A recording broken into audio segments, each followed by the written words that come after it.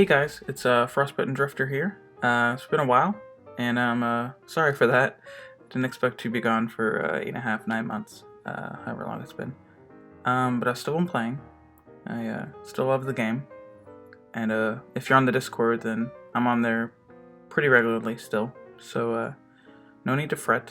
But I've been trying to come up with ideas for new videos, and I thought a good one to start with would be talking about some of the new TD spoilers and seeing how, if they're possibly power creeps of existing cards in the game or not. And I find that they are. So I want to start with this one right here that you're looking at, and it's encased Rune Rock. Symmetry, uncommon, which I find a lot of the symmetries from this set that are uncommon are pretty good, if not great, so I think that's cool. An ability or effect is pay 1 energy. Target 1 creature or energy in play and freeze it. You may pay another energy. If you do, additionally target 1 creature or energy in play and permanently freeze it.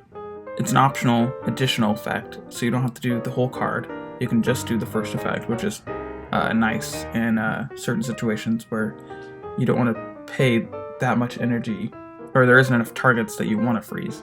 Where I find that Encased Rune Rock is a power creep or upgrade of is the promotional card from Crystal Forge, and I believe it was in the magazine number 2, Starship Glacia. Starship Glacia reads as the following. When this creature is summoned, freeze 1 creature on the field. And then it explains what freezing is, which we all know the mechanic. So I feel like there's a similar investment, not identical, but similar investment between the two cards. Starship Glacia requires at least 1 energy to summon itself in order to flip a creature face down.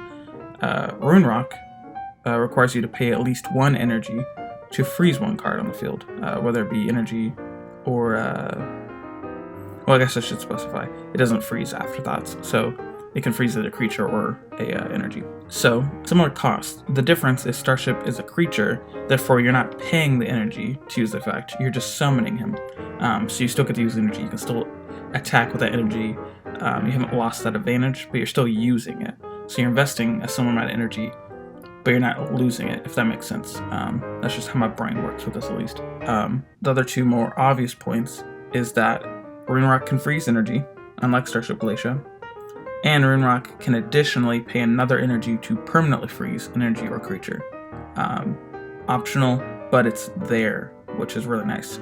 Starship has a very simple effect, and it's not even optional. So if you summon him turn 0 with nothing else on the field, he's gonna freeze himself, which is, I think, kind of funny. I don't know why that's how it works, but that's how it works. Is Rune Rock in every single way better than Starship? I would say no. But is Rune Rock most of the time better than Starship? And most of the time, yeah, I would say so. Starship can be a creature, that's great. And most of the time you are probably only going to use 1 or 2 energy on him. You don't want to use a whole pile of 3 or plus to summon him on, because usually the whole idea in a deck that uses Starship would be Chief Bandit beatdown. So you want to save bigger piles of energy for Chief Bandit. So Starship's probably going to be summoned on a 1 or a 2 energy most of the time. I mean, I don't know. He could be summoned on a 3. But either way, I find that his minimum requirements and the mandatory payment for Rune Rock are very similar in that way. And I feel like Rune Rock, you are losing that advantage, but it's a better effect. You can freeze energy, or you can just pay 2 energy and permanently freeze energy or creature as well. So yeah. That's the first card comparison I wanted to talk about. So the next card I want to talk about that was spoiled for TD is Treeforge Boardroom. It's another uncommon symmetry. Again, I think they're doing really great with making commons and uncommons better this set. And it reads as the following. Pay 1 life point. Each player on your team may reveal the top and bottom card of their own main deck, or 1 card in their hand, then draw an energy, or draw 1 energy. So yeah, this card is bonkers to me. I find it great. You're paying 1 life point to, at minimum, draw an energy, which is whatever, right? It's card advantage wise, it's a +0, but you're also losing a life point. But beside all that crap, it allows you to reveal the top and bottom card of your deck, which could potentially both be reveal cards. There are other cards in the set, or at least one, that can place a card from your graveyard anywhere in your deck. So that's a good setup for this. I don't know if you would play that kind of style or not, and there could be more deck manipulation cards out there. There are a lot of symmetries from like Galaxy Tides and Converging Chasms and Crystal Forge that, you know, you can take a card out of your hand, put on top of your deck. You can search your deck, put the card that you searched on top of your deck, etc., etc. So you're revealing 2 cards, which is great. And if they're both reveals, both those effects go off, and every reveal creature after you activate their ability will give you an energy.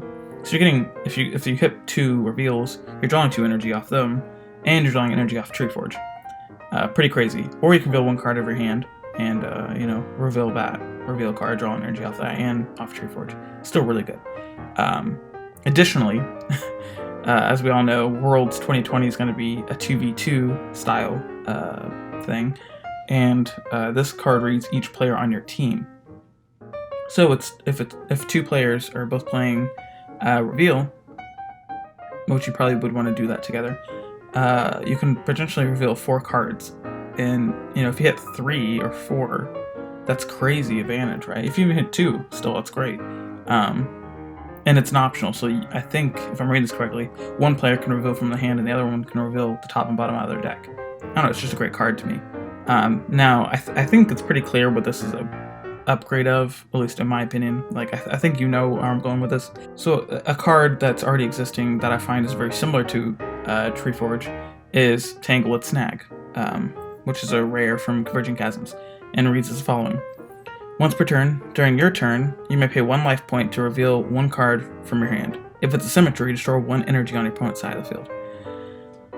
So, Tanglewood also pays a life point to reveal 1 card out of your hand. He doesn't draw you an energy, but if you reveal symmetry, he does destroy an energy on your opponent's side of the field. So potentially that advantage is almost there, but the difference is you're drawing an energy with Tree Forge, regardless of whatever you reveal. You can reveal symmetry or a creature, and you're drawing energy off that. This, you have to reveal a worse card in order to get that other effect. And I understand why, right? Because it's hopefully to make Tanglewood either more universal. He can be used in other decks besides reveal, because he can pop energies every turn. And 2, if you have a really unoptimal word, I don't. If you have a hand that is bad, you can at least reveal a symmetry to do something, right? Like he isn't dead. So I get that. But Tree Forge, no matter what you reveal, you're drawing energy, which is great.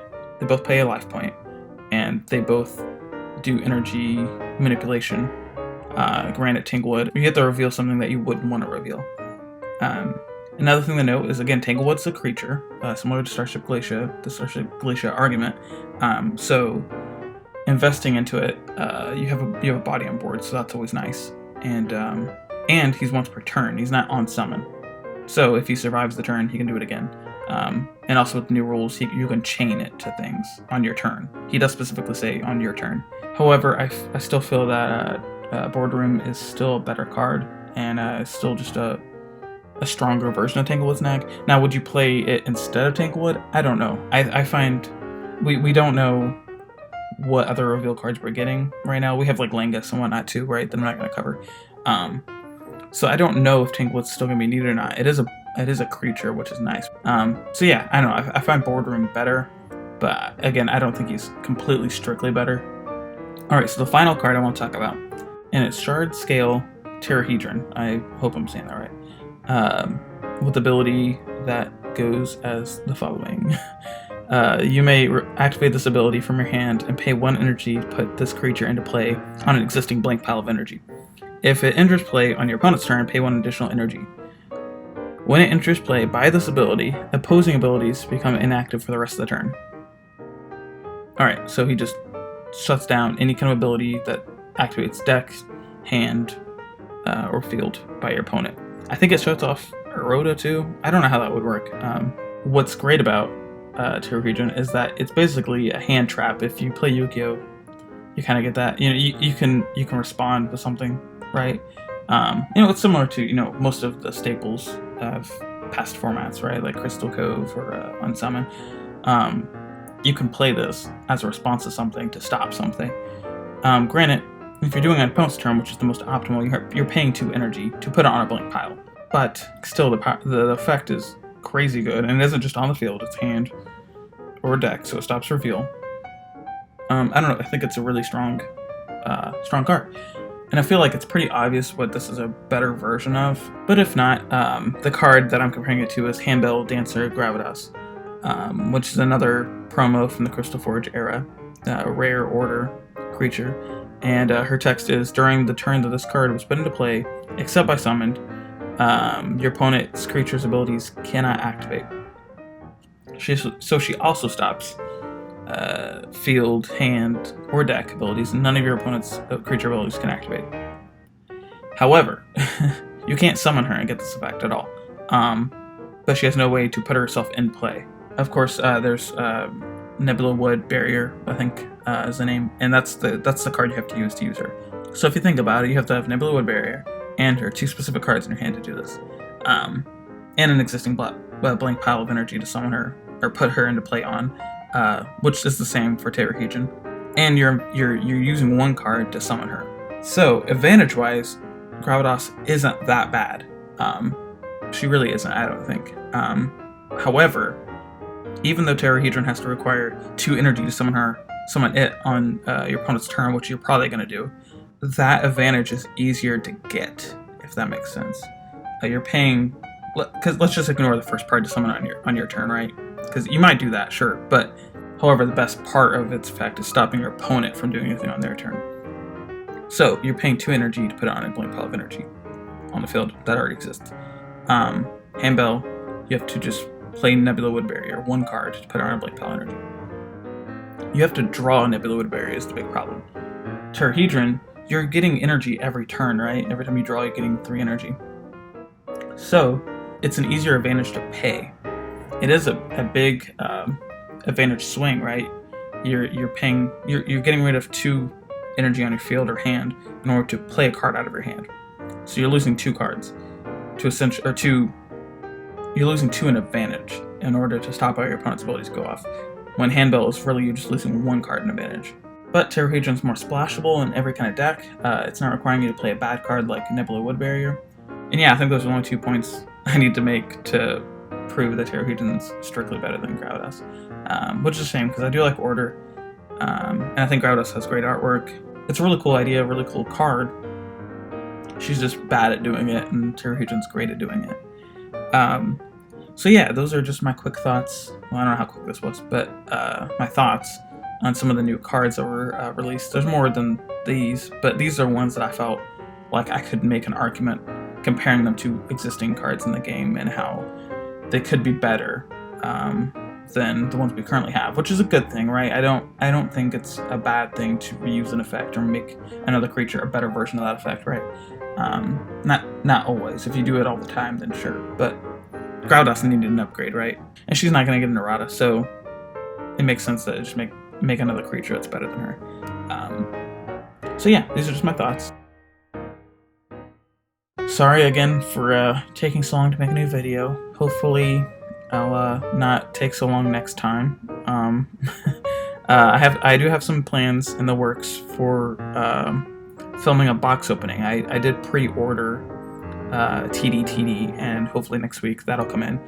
I'm also going to be at Gen Con to go see Jake and Lexi and play in the tournament and maybe get another box of TD while I'm there. I'm not going to film that, I don't think, but so yeah, if you run into me, cool. Either way, I'm super excited. I still do love the game, even though I'm just lazy about making videos. And yeah, if you want to keep in touch, I'm on the Discord a lot. Discord's a great thing. If you're a new player, if you're interested in joining Exodus, please join the Discord. Great community. You get to talk to world champions, people who topped out worlds, people from all over America, Canada, Europe, South America. A lot of cool places that Exodus is slowly growing in, and I think it's just a great community. And yeah, cool. So if you have any video ideas, if you have any suggestions, if you disliked or liked this, if you argue with my opinions on these cards, please let me know down below. I'd love to have a discussion. Let me know what you think, and please consider liking and subscribing. So yeah, I'll see you guys in the next video.